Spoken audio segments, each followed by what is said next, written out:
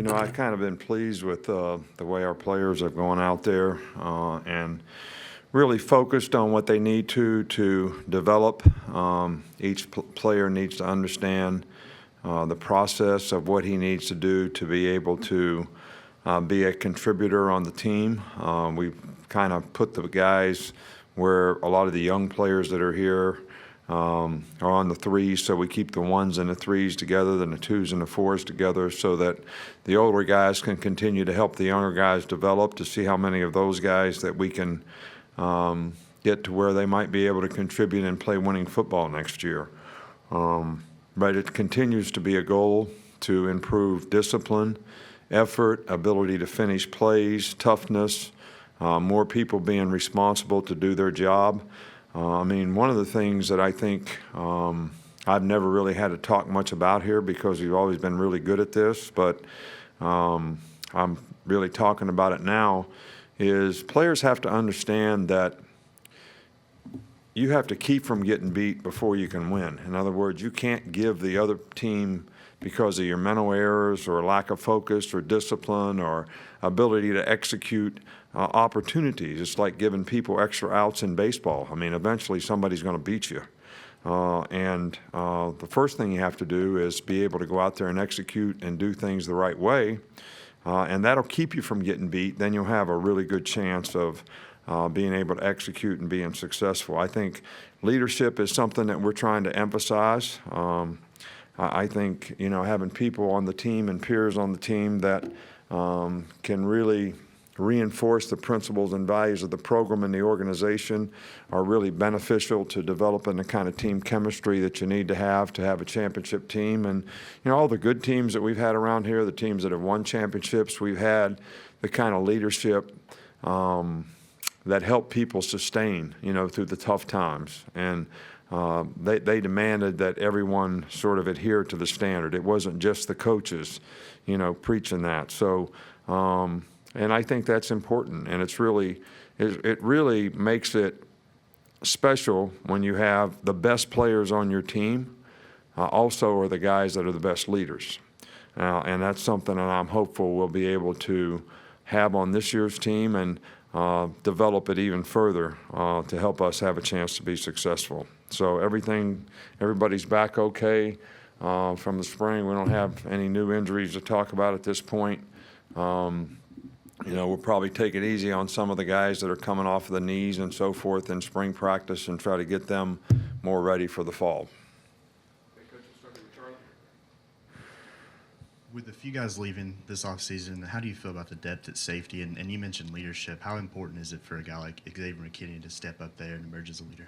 Well, Xavier's done a great job. He's had a great offseason. I think he was one of the best performers each week that we did offseason program for 4 weeks. You couldn't ask a guy to set a better example.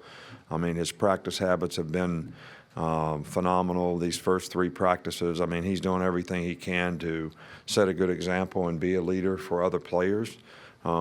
But depth at safety is an issue, and we got some young guys coming in next year, and they're going to have an opportunity to contribute, and we got to get the guys that we have here now playing better with more consistency. Here's in the middle, Michael. Yeah, what have you observed from the running backs with Najee Harris, Brian Robinson stepping into bigger roles this year? Well, those guys have been good. They've had good off-season programs. They practiced really well. I think they've got enough playing experience that they understand what it takes to be successful in terms of doing a job and being responsible and accountable to get it done, whatever it is, whether it's pass blocking on a passing play, running a route, catching the ball, being an effective runner. I think past those 2 guys is where we really want to try to develop some depth. I know we recruited a couple guys that'll have an opportunity to do that, but we also have a couple other guys out there that I think has a chance to do it as well. And Shadarius Townsend, we worked there some, and he's actually showed some promise. Coach, go in the middle of Terrence. How has Dylan Moses proven he's ready to be the Mike linebacker? Well, we're not playing him completely at Mike linebacker. We rotate him every day. So he's a good football player. There's not really any difference between playing Mike and Will. except one plays on the tight end side and one plays on the split end side. So I don't think he has anything to prove.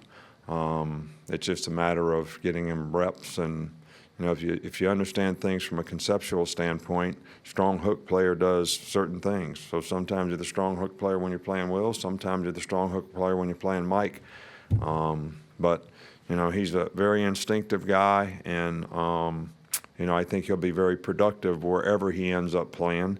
And we'll try to figure that out based on who else will be ready to play for him and how we might play him different in nickel than we do in regular. So we'll just see how that develops. What have you seen from Matt Womack and Alex Leatherwood? We've kind of seen them in different spots during practice. Yeah, they're doing great.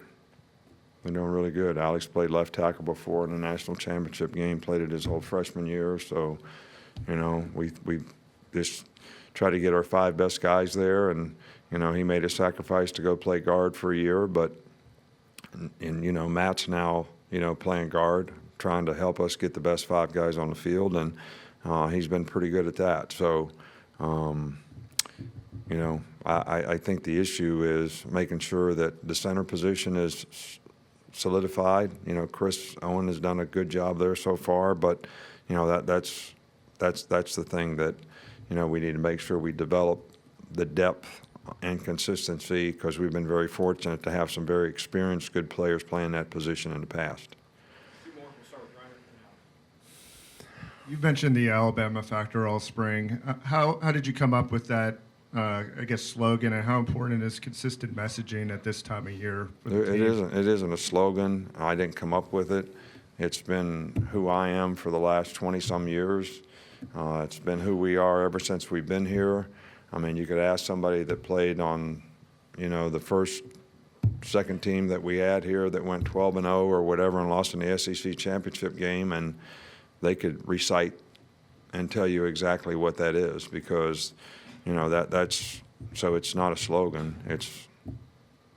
It's really what the program's built on. We'll finish up right here with Alex. How much does having Trayvon come back healthy, having Patrick with a year of experience, how much does having some of that experience in the secondary give you confidence with that group this season?